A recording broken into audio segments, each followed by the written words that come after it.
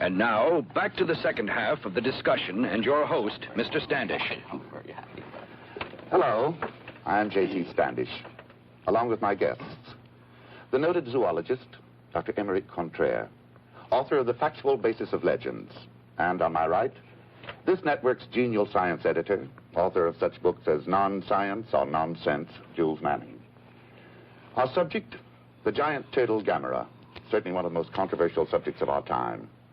Dr. Contraire, earlier in our program, you stated the belief that Gamera could, in fact, exist, while Mr. Manning disagreed rather vigorously. And I still do. This theory of Dr. Hedaka's is pure science fiction, a figment of an unbridled imagination. Mr. Manning, any theory, until proven, appears unbelievable to the ignorant.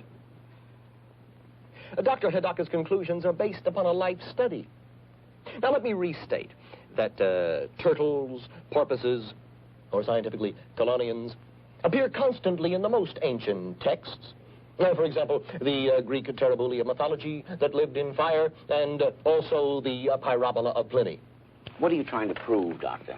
That to a scholar, there is more than just a casual basis for Dr. Hedaka's conclusions.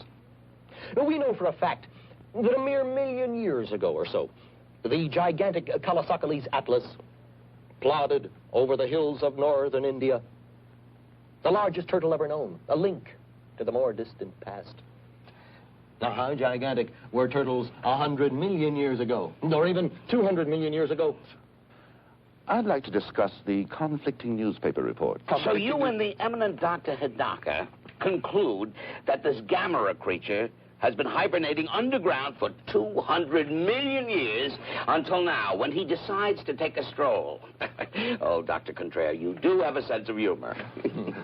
I'm simply advancing the theory that the great-granddaddy of all turtles could have reappeared, released from its tomb of ice by the explosion of the bomb.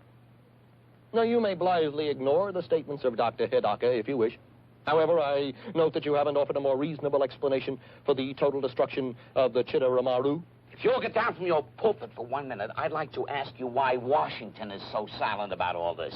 Or do you know more about it than the government? It would not be the first time Washington has kept the truth from the public, whether it be flying saucers or Gamera. Oh, so now you believe in flying saucers, along with 200-feet turtles that survive atomic bomb explosions.